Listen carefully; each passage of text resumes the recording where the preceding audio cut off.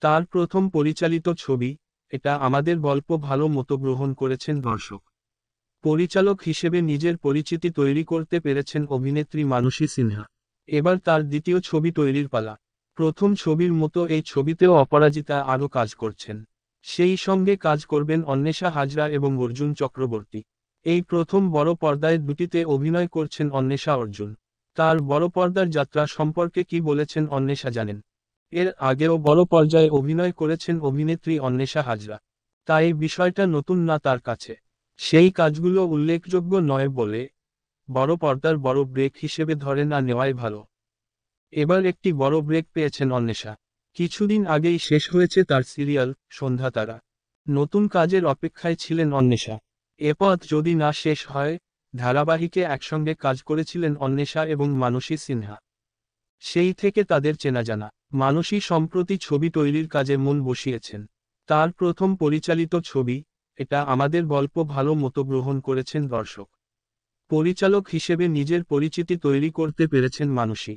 এবার দ্বিতীয় ছবি তৈরির পালা। প্রথম ছবির মতো এই ছবিতেও অপরাজিতা আরও গুরুত্বপূর্ণ চরিত্রে অভিনয় করছেন। সেই সঙ্গে কাজ করছেন অন্বেষা হাজরা এবং অর্জুন চক্রবর্তী। এই প্রথম বড় পর্দায় দুটিতে অভিনয় করছেন অন্বেষা অর্জুন। তার বড় পর্দার যাত্রা সম্পর্কে কি বলেছেন অন্বেষা জানেন?